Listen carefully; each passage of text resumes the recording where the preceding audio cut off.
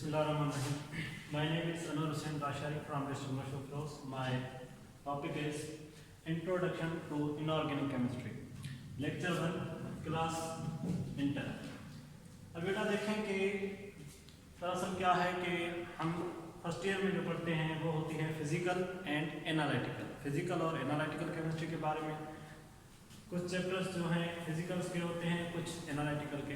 अभी यहाँ पे जो हमें इंटर की जो बेसिक जो केमिस्ट्री है उसमें हमारे पास मेन जो होते हैं दो पोर्शन होते हैं।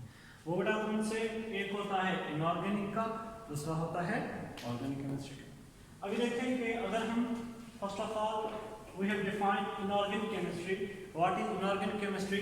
इनऑर्गेनिक केमिस्ट्री है क्या? इनऑर्गेनिक केमिस्ट्री क्या है, कैसे हम इसे डिफाइन करेंगे? The branch of chemistry in which we study about elements and their compounds.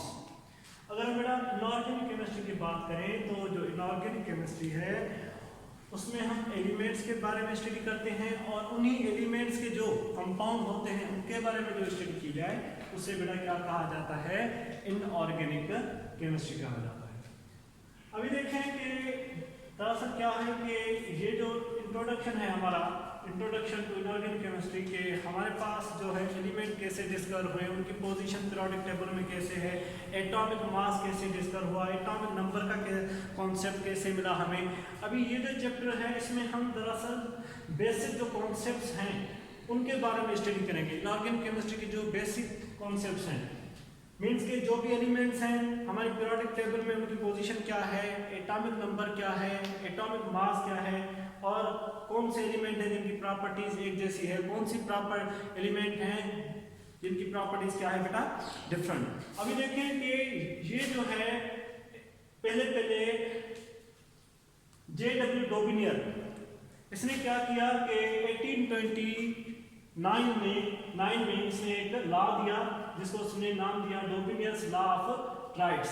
डोबिनियर्स law of triads इसने जो है पहले जो एलिमेंट्स की जो क्लासिफिकेशन की थी वो की थी डोबिनियर ने 1829 में। इसका इंट्रोडक्शन क्या है कि 1829 J. Dobereiner discovered that with a group of elements और 3 क्लोजली रिलेटेड केमिकल प्रॉपर्टीज। इसने क्या किया कि जस्ट 16 एलिमेंट्स उठाए और उनको अरेंज कर दिया एक ग्रुप में रख दिया उन एलिमेंट्स को और इसने कहा कि भाई ये जो है, उसने क्या किया कि एक ही ग्रुप में जो 3 एलिमेंट एक साथ रख दिए। इसने कहा कि ये जो 3 एलिमेंट्स हैं इनकी जो प्रॉपर्टीज हैं वो प्रॉपर्टीज क्या हैं एक जैसी। वो कौन सी प्रॉपर्टीज? Chemical properties. अभी देखें कि ये जो इसने लॉ दिया on the basis of atomic mass, atomic weight.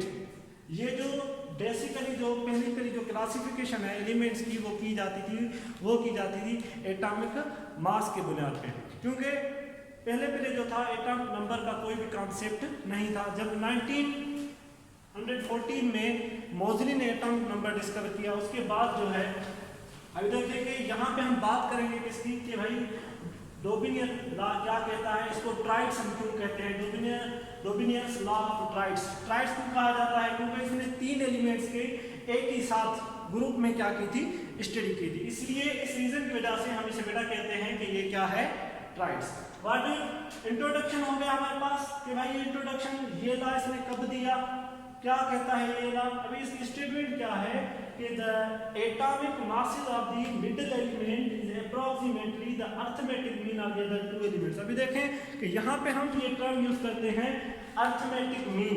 आपको पता है कि अरिथमेटिक मीन हम क्या करते हैं? सिंपल एक एवरेज होती है, जितनी क्वांटिटीज होती हैं उनको हम सम करते हैं और उनके साथ जितनी क्वांटिटीज होती हैं हम उसको क्या कर देते हैं? डिवाइड। तो हमें क्या मिल जाता है? अरिथमेटिक मीन मिल जाता है। अभी इसने कहा कि जो एटॉमिक मास है जो हमारे पास जो सेंट्रल एलिमेंट है, जो मिडिल एलिमेंट है, उसका अप्रोक्सीमेटली क्या है? अरिथमेटिक मीन होगा अदर 2 एलिमेंट्स के। वो बेटा कैसे? अभी इस स्टेटमेंट को हम कैसे समझेंगे? By through examples. सपोज करें कि ये हमारे पास है lithium. The atomic mass of lithium is 7, sodium atomic mass is 23, potassium atomic mass is 39।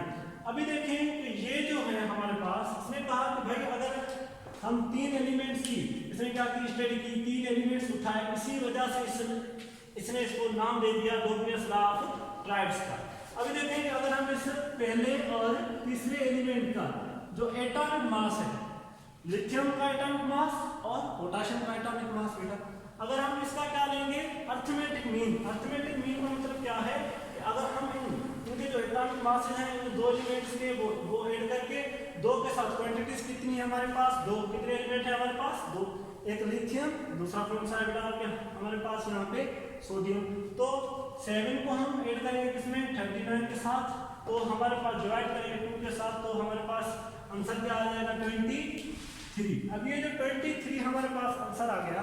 अभी आप यहाँ पे देखें कि ये जो मिडिल एलिमेंट है, ये वाला जो मिडिल एलिमेंट है, ये देखेंगे इसका जो इन दोनों एलिमेंट्स का जो एटॉमिक मासेस का जो अर्थमेटिक मीन निकला, वो जो हमारे पास जो मिडिल एलिमेंट है उसकी क्या है बराबर है, या तो इक्वल होगा या तो अप्रॉक्सीमेटली होगा। अभी देखें कि इसका मतलब क्या है, इसने कहा कि ये जो 3 एलिमेंट्स हैं इनकी जो केमिकल प्रॉपर्टीज हैं वो एक दूसरे के साथ रिजेम्बलेंस करती हैं, वो एक दूसरे के साथ मिलती हैं, ठीक है। अभी देखें वो कौन सी प्रॉपर्टीज, केमिकल प्रॉपर्टीज। उसके बाद हम सेकंड एग्जांपल ले लेते हैं। हमारे पास क्या है कि क्लोरीन 35.5 इसका क्या है एटॉमिक मास। ब्रोमीन की बात करें इसका एटॉमिक मास क्या है 80। अगर बेटा हम बात करेंगे आयोडीन की, तो आयोडीन का एटॉमिक मास क्या है 126.5। We can take the average of chlorine and iodine of atomic masses. Then अभी देखें ये है क्लोरीन और ये हो गया हमारे पास आयोडीन। इन क्लोरीन और आयोडीन का जो एटॉमिक मास है इसकी अगर हम अर्थमेटिक मीन लें, सिंपल एवरेज लें, तो ये जो अप्रॉक्सीमेटली ये जो हमारे पास जो सेंट्रल एटम है, ये जो मिडिल एलिमेंट है, इसके क्या आएगी बराबर आएगी, या तो अप्रॉक्सीमेटली होगा। अभी देखेंगे इनको हम ऐड करेंगे 35.5 प्लस 126.5 डिवाइड करेंगे किसके साथ बेटा 2 के साथ। जब हम इसको 2 के साथ डिवाइड करेंगे तो हमारे पास आंसर क्या आ गया 81। अभी देखें ये क्या है यहाँ पे 81 और ये क्या है हमारे पास 82। जैसे कि मैंने आपको बताया था कि ये जो है कि मींस इक्वल होगा या तो अप्रॉक्सीमेटली होगा। देखें तो ये जो दो एलिमेंट्स हैं इनको हम एक ही ग्रुप में रखते हैं, क्लोरीन के एक ही ग्रुप, हेलोजन के मेंबर हैं, ये क्लोरीन हो गया, ब्रोमीन हो गया, आयोडीन हो गया, एक ही ग्रुप में रखा जाता है, क्योंकि इनकी जो है इनका जो पहले और तीसरे एलिमेंट का जब हम अर्थमेटिक हमने मीन दिया तो वो मिडिल एलिमेंट के एटॉमिक मास की क्या आ गया अप्रॉक्सीमेटली आ गया। तो हम कह सकते हैं कि जो डोबिनियर ने कहा कि भाई अगर इसने एक ही टाइम पे 3 एलिमेंट्स को ग्रुप में स्टडी की, ग्रुप में रखे एलिमेंट्स और उनका on the basis of atomic mass किसके बुनियाद पे एटॉमिक मास के बुनियाद पे रखा उन लोगों उसने ये कहा कि भाई अगर हम पहले और तीसरे एलिमेंट का अर्थमेटिक मीन लेंगे तो जो मिडिल एलिमेंट का एटॉमिक मास होगा उसके क्या आएगा। अभी देखें सिंपली हमने जो आज बात की कि भाई इंट्रोडक्शन टू हमारा जो इंटर में है हमारे पास 2 क्वेश्चन, एक इनऑर्गेनिक केमिस्ट्री, दूसरा है ऑर्गेनिक केमिस्ट्री। पहले तो आपको ये पता होना चाहिए कि इनऑर्गेनिक केमिस्ट्री है क्या, what is inorganic chemistry, how we can define inorganic chemistry. Inorganic chemistry को हम कैसे डिफाइन करेंगे, इनऑर्गेनिक केमिस्ट्री बेसिकली है क्या। अभी देखें the branch of chemistry in which we study about elements and their compounds. जैसे हम पीरियोडिक टेबल में पढ़ते हैं हाइड्रोजन के बारे में, ऑक्सीजन के बारे में, कार्बन के बारे में, हाइड्रोजन के कंपाउंड हो गए, सोडियम के हो गए, मुख्तलिफ जो एलिमेंट्स हैं और इन्हीं के जो कंपाउंड्स होते हैं उनके बारे में जो स्टडी की जाए उसको बेटा कहा जाता है इनऑर्गेनिक केमिस्ट्री। उसके बाद बहुत सारी डिस्कशन चलती रही कि भाई ये जो एटॉमिक मास का था कॉन्सेप्ट कहाँ से आया, इनकी पोजीशन एलिमेंट्स की पीरियोडिक टेबल में कैसे है, एटॉमिक नंबर कैसे हुआ डिस्कवर, बहुत बड़ी डिस्कशन है जो हम इस चैप्टर में करेंगे। पहले 1829 में डोबिनियर नाम का क्या था केमिस्ट, जिसने एक लॉ दिया, जिसने अपने ही नाम से उसको नाम दे दिया Dobereiner's law of triads. Triads का इसने नाम क्यों दिया, क्योंकि बेटा इसने एक ही ग्रुप में 3 एलिमेंट्स की क्या की थी स्टडी।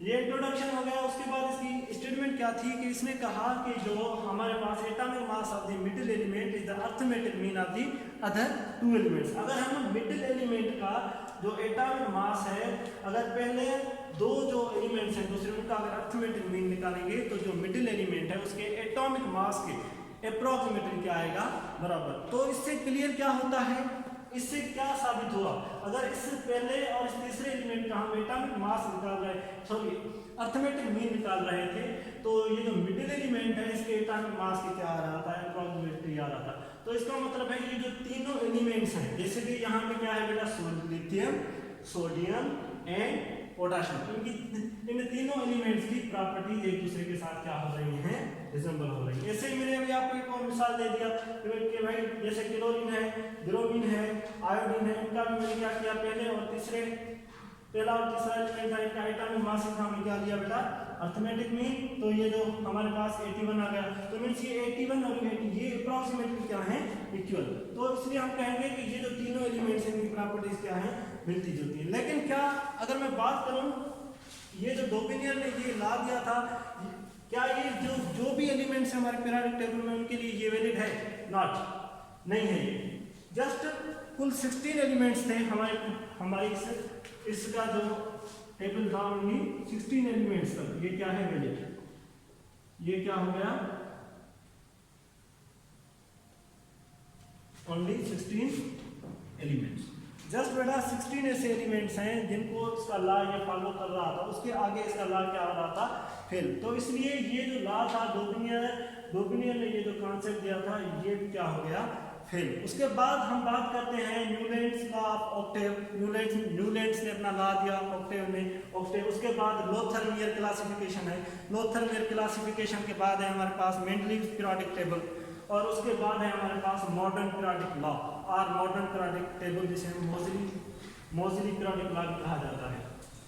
ठीक है बेटा, आज हमने डिस्कस की कि इंट्रोडक्शन ऑफ केमिस्ट्री की इनऑर्गेनिक केमिस्ट्री क्या है, पहली क्लासिफिकेशन किसने दी, डोपिनियर ने दी, और इसकी स्टेटमेंट क्या थी इसने की। मैंने आपको एक दो मिसाल देके बताए हैं कि भाई ये जो इसने 3 एलिमेंट उठाए, पहले और तीसरे का क्या लिया, एवरेज, तो अर्थमेटिक मीन लिया, तो मिडिल एलिमेंट के अप्रॉक्सीमेटली आ रहा था। तो इसका मतलब क्या है कि ये जो तीनों एलिमेंट्स हैं इनकी कौन सी फिजिकल प्रॉपर्टीज की कोई भी बात नहीं थी, कौन सी प्रॉपर्टीज, केमिकल प्रॉपर्टीज की बात कर रहा था।